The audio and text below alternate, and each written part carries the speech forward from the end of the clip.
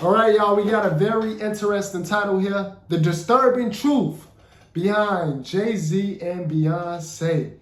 It's kind of long. We're going to get right into this video, man. See what they talking about. See what is the disturbing truth behind Jay-Z and Beyoncé. I'm not sure what they mean by that, but we're about to see. Let's get right into this. See what they talking about.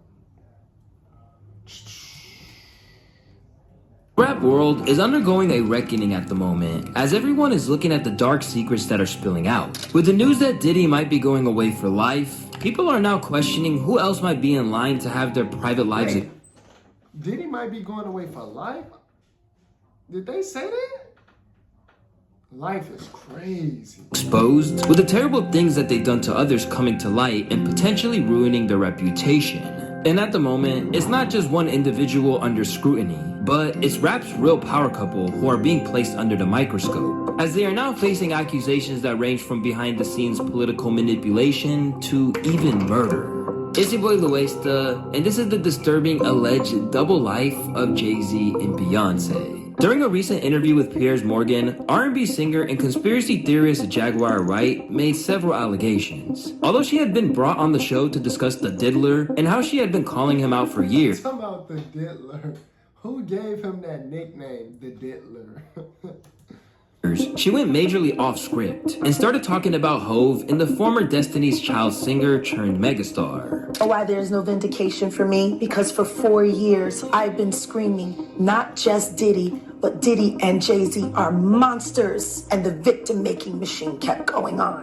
When Piers pointed out that Hove hadn't responded to all the rumors going around about their friendship after Diddy's arrest, Wright claimed that Jay's underhanded tactics and sneaky ways of avoiding direct involvement have allowed him to stay on top in the industry. That's what he does. He starts little fires everywhere, forces everyone involved to go and carry water while he sneaks away without a response. That changes now, Sean. You must respond. Rather than say he was just an accomplice to evil, she said that in reality, Jay was the connective tissue between many of the big names who have been involved in horrific acts. Harvey Weinstein, Jeffrey Epstein, Robert Kelly, Sean Combs have one person in common, Sean Carter. This has been a fist of tyranny that has been punching through our culture and our society for decades. It must stop.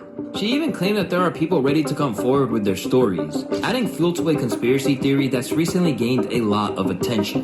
One involving their alleged connection to the tragic death of another prominent R&B artist. I have 3 victims right now who are willing to give testimony about not only what Mr. Carter has done to them, but his wife as well. They're a nasty little couple. They do nasty things, keeping people against their... Oh my God, not they're a nasty little couple that do nasty things. That's crazy. Will, putting people on planes while they're unconscious, just like Aaliyah got on that plane, unconscious. Now, if you were looking for that portion of her interview with the British journalist anywhere else on YouTube, you wouldn't find it. Because after she made those comments, Morgan got hit with a cease and desist and was made to censor his allegedly uncensored show. Well, Jaguar Wright unexpectedly made several serious allegations about Jay-Z and Beyoncé during that interview. As I said, in the moment, they were not present to respond or defend themselves. But now they have. Their lawyers contacted us to say that those claims were totally false and have no basis in fact, and we've therefore complied with the legal request to cut them from the original interview. Editing interviews is not something we do lightly at a show called Uncensored. Like the proverbial cries of fire in a crowded theatre, there are legal limits on us too. And we apologise to Jay-Z and Beyoncé. After it was pulled from air and Morgan had this tail between his legs, their lawyer Alex Spiro labeled the claim as clearly false. There's rumors and then there's nonsense.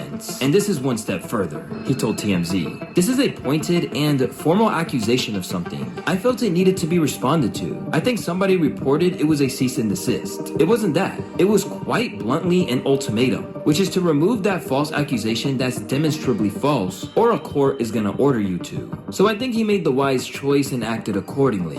Some people agreed with their legal team that you couldn't just make claims like this without any consequences. But there were some who felt that this made Jay-Z and Beyoncé look way more guilty than they would otherwise, and maybe the damage had been done. Where there's smoke, there's fire. It's too late to edit it out. The internet lives forever. And I mean, they're right. Once you put something onto social media, it takes on a new life of its own. And these days, there's a lot of people who are wondering now if Jay-Z and Beyoncé weren't just in cahoots with Puff, but were just as bad as the diddler himself. Because even after the threats of legal action from Jay and Bey's legal team, Jaguar continued to argue that if Diddy was brought to justice, they would be too. That's always been my focus. They're one and the same. Tell me something. When you have a peanut butter jelly sandwich, if it's just peanut butter, it's just peanut butter. If it's just jelly, it's jelly. When you put it together, it becomes a peanut butter and jelly sandwich, and the taste is undeniable. You saying Diddy and Jay-Z is peanut butter jelly? Peanut butter and jelly. Let's deal with the sandwich. As opposed to jumping on the bandwagon, it should be noted that this is definitely the first time that she leveled these claims at Hove and Co. Instead, Jaguar, who sang backing vocals on Jay-Z's Unplugged album, has been claiming that Hove abused her and others for years. Sean Carter is just as bad as the diddler. And I know that for a fact. I got the scars to prove it. I know what a box cutter feels like going into your skin and ripping you. I can tell you how it feels. Y'all ain't seen shit. That Cassie shit, that's nothing. Are you trying to say like Jay-Z put hands on you? I'm saying Sean Carter remembers everything he did to me and he's got it on tape. Just like Diddy. It's gonna be the women that get him in the end. Of course, there are some people who would discredit Jaguar right. Throughout the years, she has shown signs of instability, such as throwing her son's ashes at people during an argument before smearing them on her own skin. Like this. What the hell? Wait, this? No, hold on. She threw her ashes, and now that's on tape. I just saw that. She went on live and threw ashes? Her son ashes on somebody? And if Jay-Z really cut her and he recorded it, then first of all, why would he record him cutting you up? And why didn't you go to the police right away? There's so many questions. I'm confused. But why was she just throwing ashes at people? Her son ashes at that. Oh, my son. Oh, my son. They're all dead. No, They're all dead. They're all dead. They're all dead. They're all dead. But as hard as that is to accept, she has been proven right in other ways. From Diddy's secret freak-offs, right down to the ingredients of the cocktail that Diddy used to sedate the participants in these events. It's a veterinary drug. It's a horse tranquilizer. Now, gay men have been using this for years. If you went to a gay party or a gay rave, there were certain drugs that you would always find on hand. Viagra, Special K, and cocaine.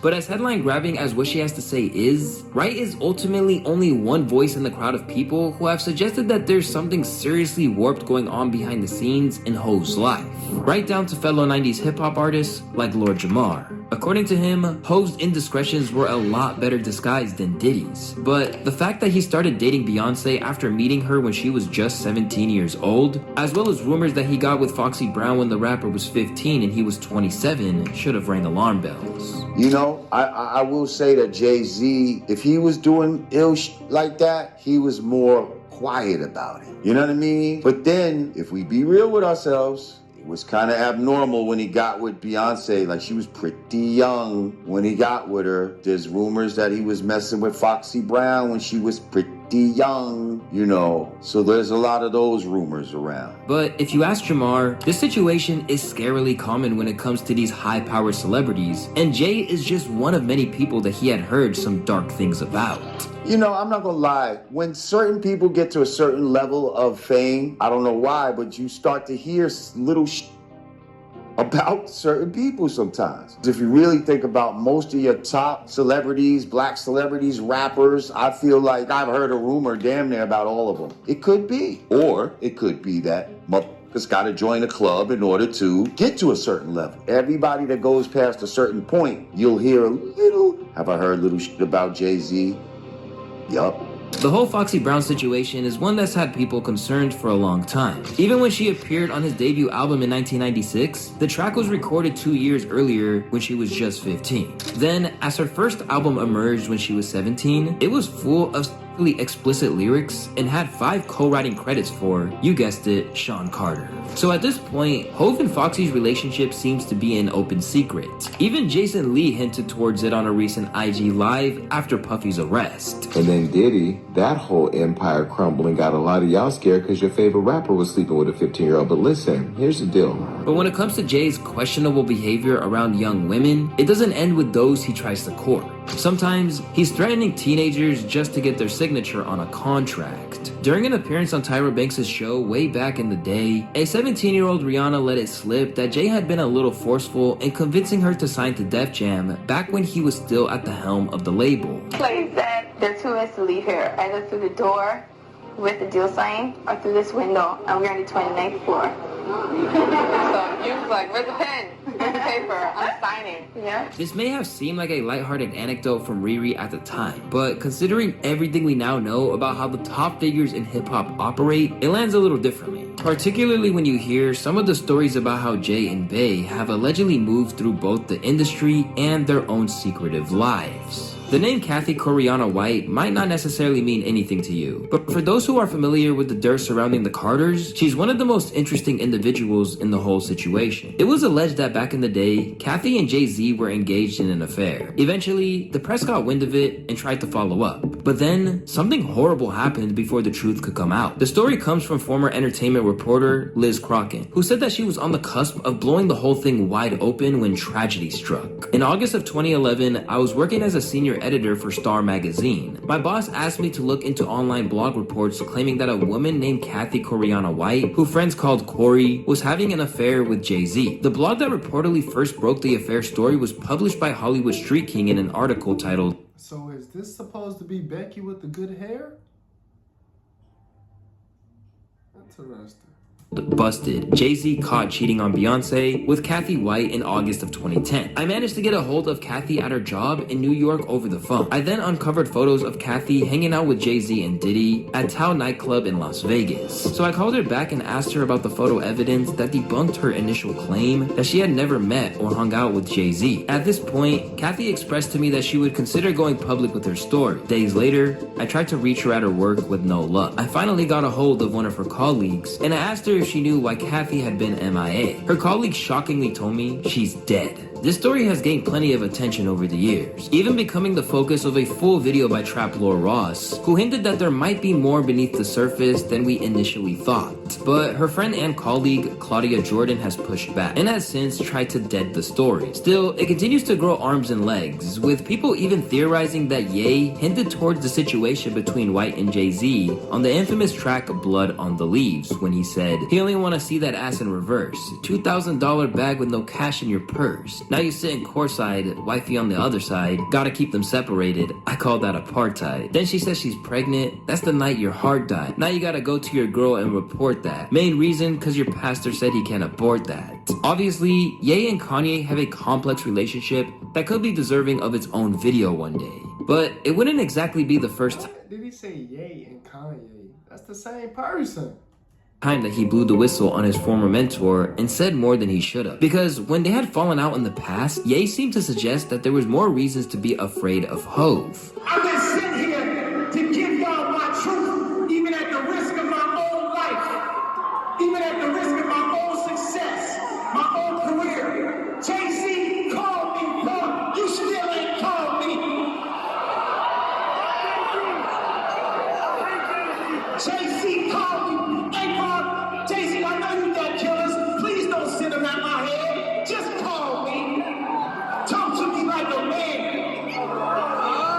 Much like Jaguar White, Ye is a man who the media has also labeled as crazy from time to time. He said, I know you got killers. Please don't send them. Just talk to me like a man. Oh, man. So this pretty much went under the radar. But some believe he might have been onto something. Especially since Kathy White isn't the only person in their circle to have mysteriously and suddenly passed away. The plane crash that killed a rising star in the world of music and film. Reaction today after Aaliyah and 8 others were killed when their plane went down. The tragic death of Aaliyah is one that's grown very shadowy in recent years. For starters, it's recently emerged that the beloved singer wasn't even conscious when she boarded the plane that crashed and claimed her life. They took her out of the van. She didn't even know she was getting boarded on a plane. She went on the plane asleep. And one person who's become increasingly wary of the official story is Dame Dash. To many people, he's the original hater when it comes to Hove, incapable of accepting what went wrong with their Somebody's the original hater when it comes to Hove. It's crazy. friendship at Rockefeller Records. But to many people, he's been seen as the man who was right about Hove all along. In case you didn't know, Dame was dating Aaliyah at the time of her untimely death. But that happened long after Hove had been trying to date her since she was 17, whereas Dame didn't start dating her until she was 21. I didn't look at her like that because she was like a tomboy. She was little to me. But then one time, she was, I guess we had the same bookkeeper, and I walked past, and the thing about Aaliyah was like every time I saw her, she looked different. So she had different looks every time, and I was like, who the fuck is that? According to Dame, this was something that stayed with Jay long after his former friend and label co-owner hooked up with her and was the cause of some friction between them. Everybody knows that shit. Like, we were both. I heard it, but I didn't. Yeah, but they be trying to act like he was like really fucking with her. He was sending flowers and doing all this shit that nigga. He was courting her. So we were both going hard. And we ended up in the same house 4th of July. So we were, for some reason, this day. Wait a minute, you, Jay, and Aaliyah ended up in the same house? Yeah. That's funny. So it was like one day it might lean toward him, and then it would lean toward me. But I was. They all ended up in the same house. So they were sharing the same girl? I was just on fire that week. Like I was just everything I was saying was funny. You know what I'm saying? It was like, and I remember coming downstairs, like, you know, it happened. He was like, you know, this is gonna be hard for me because he was throwing, because like, you know, his friends were laughing at him and shit. But there was a third man involved in the situation. The individual who had groomed her and married her when she was just 14, R. Kelly. Despite how sick this was and how much Kelly's behavior was an open secret in the game, Jay went ahead and made 2 collaborative projects with him. Meanwhile, Dame refused to take a dime from them. I don't want to be a part of that, so I'm not working with you. So I walked away from Weinstein, and then homie didn't do business with him. When it came down to R. Kelly, there was a conversation had about the moralness, like it's morally wrong to do a project with someone that we know raped my girl or raped anybody for that matter. So I do know that conversation was had, and I was really surprised that he moved forward with that relationship. I don't know Epstein, so I never had the chance to walk away from him. But I do know that when that project did come out, I didn't want any part of that project. I didn't want any of the money to go to Rockefeller or me when it came to Rockefeller. It was around the time that Jay was trying to kind of separate himself from us, and he was saying that he didn't want to be a part anymore. The idea that Hove must have known was echoed by Nas, who seemed to have suggested something similar at the height of his beef with Jay-Z. You can't tell me Jada see a 14-year-old girl come in the studio and sit on R. Kelly's lap. You can't tell me that he ain't never seen no 14-year-old girl come in the vicinity. You seen it go down. Yeah.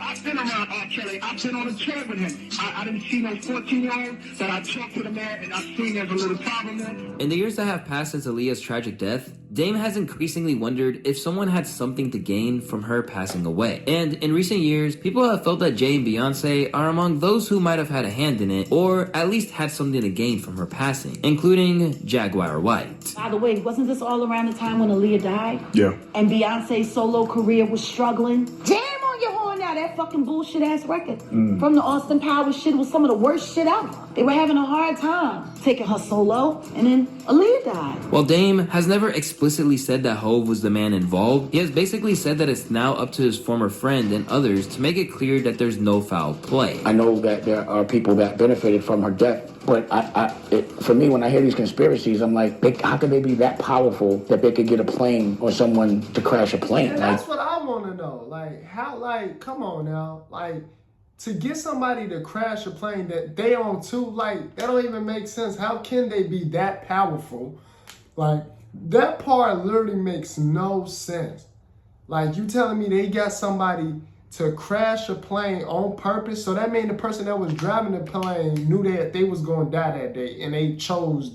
Like, that don't even make sense to me, bro. It just don't. That just don't. No, that was just a freak accident. That was just I don't want to say I'm underestimating people, but I don't give people like that. That's like, yo, that's the most illest gangster shit, some Pablo Escobar. Facts, exactly. No, I'm with Dame on that. That's the most unbelievable, illest, like, beyond power. Like, that's like a whole different level of power, like a whole different level. or you could actually get a plane to crash. And then a lot of rumors about me, like I sacrificed her and some dumb shit like that. You know, all those things. It's hard to, like, I don't want to believe that, but it does make me think it through, you know? So where do people come up with these stories at? Like, what would he get out of sacrificing his, I believe that was his girl at the time. I'm not sure. I believe it at that time they were still dating. But what would he get out of that? Like, it don't even make sense.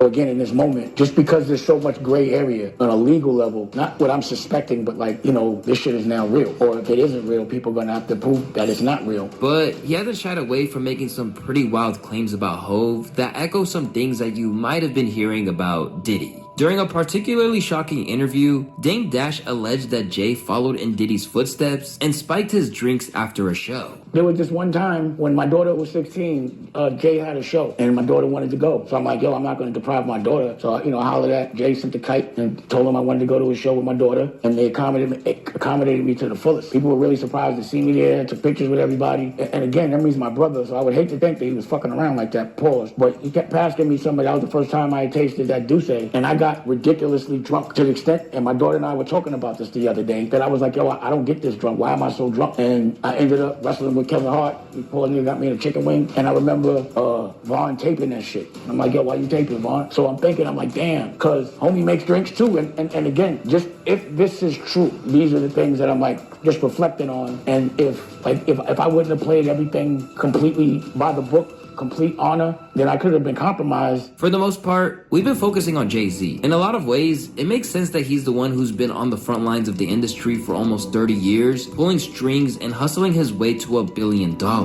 Generally, you don't get that rich without getting your hands a little dirty. So, does Beyoncé have similar... This is true. This is true. You don't get that rich without getting your hands a little dirty. Skeletons in her closet? Well, these days, people are beginning to think so. Recently, the video of Kanye's VMA escapade with Taylor Swift has been doing the rounds again on social media. But instead of the usual narratives about him stealing a young girl's thunder, people are now suggesting that he actively saved Taylor. Because the theory goes that if she hadn't given Beyoncé any credit, it could have gone south for her. Check this out. Beyoncé, whoo! No. You changed my life. You sang that gospel medley, and the way you made me feel, I was like, I want to make people feel this way with my music. So thank you so much. You clearly are the artist of our lives. The artist of my life is Beyoncé in this album. We appreciate that. And all us artists here, we fucking adore you. You are our light. And I love you. I always have, and I always will. Beyoncé had one of the best videos of all time.